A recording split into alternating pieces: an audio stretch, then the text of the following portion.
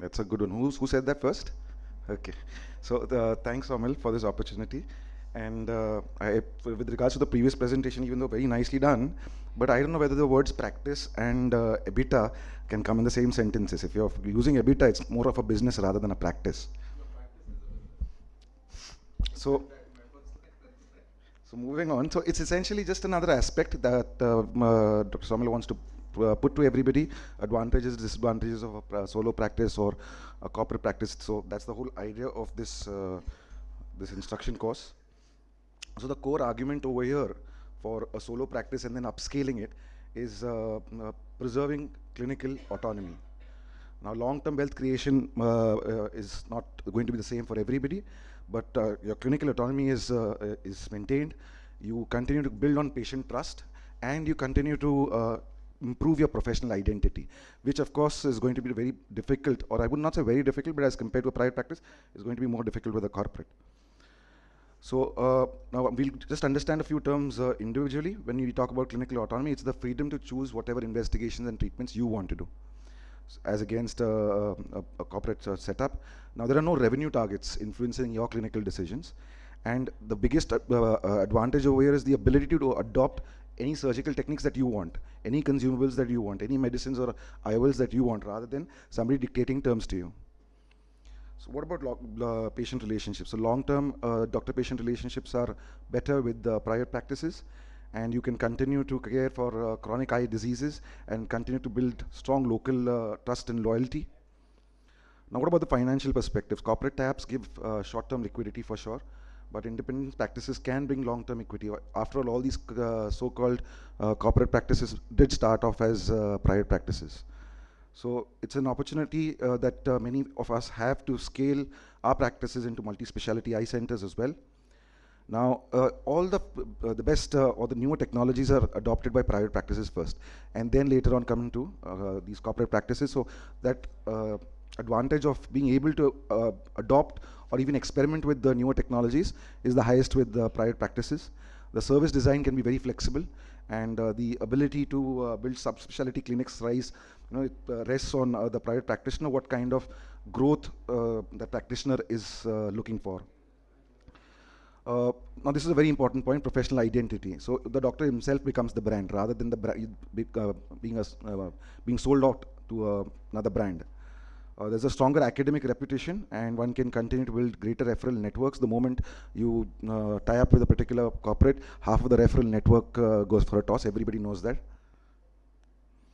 So you have control over your work culture. I know having HR managers, having all those other managers is very beneficial, but if one can spend a little time, you can recruit and train your own team as per your own requirements and define the standards that you expect from them and maintain whatever kind of ethical or clinical environment that you deem to have. Of course, community impacts is always going to be there. You're going to be more in a position to do screening camps and allow accessible care for communities to happen.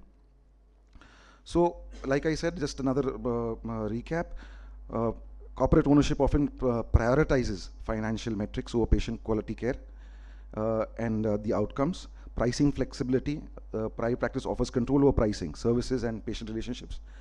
And of course, physicians lose their decision-making power. I wouldn't say lose, but it's definitely reduced decision-making power, facing rigid protocols that many of the private practitioners who partnered with the corporate later complain of, that comprise of clinical judgment.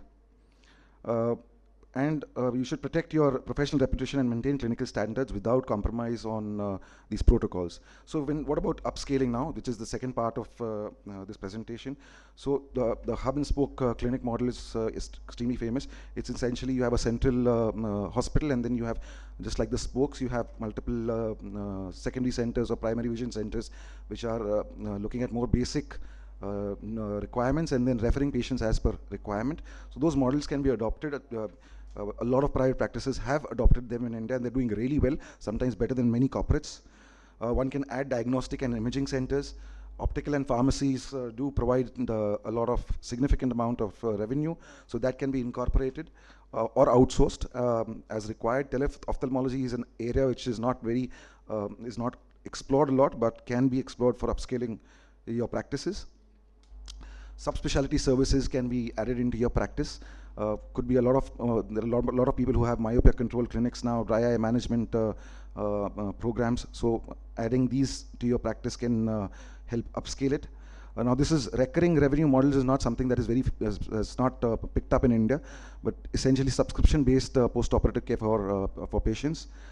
Marketing, of course, everybody does help significantly. So channeling energies into good marketing can increase your practice environment, and of course having satellite clinics or partnerships with other practitioners or eye care service providers can improve your geographic reach, essentially.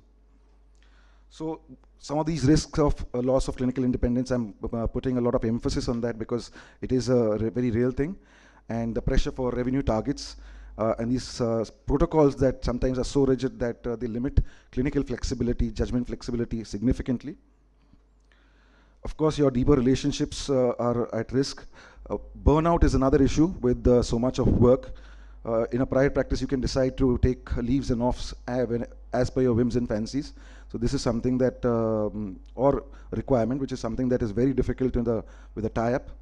And of course, the personalized care that you feel, or the gratification that you feel with the patients, seeing them over a period of time, that is never going to be replaced in any other modality other than a private practice.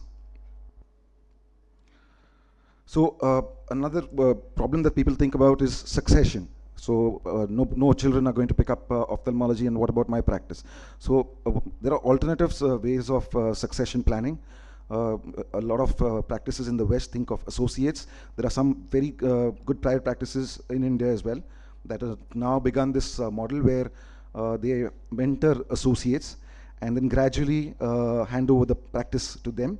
The whole idea of this being that the values with which the practice was started, that continues.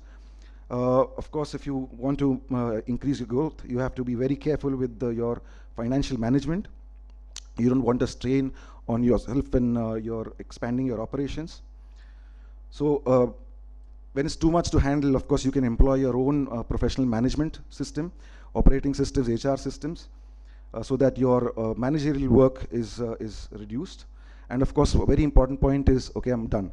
So very important point is to reduce your attrition. So having loyal staff and with good, clear communication with them, we should, I'll just conclude because there's a lack of time. So corporates maybe bring capital, but independent practices are the ones that build trust, legacy, and professional fulfillment.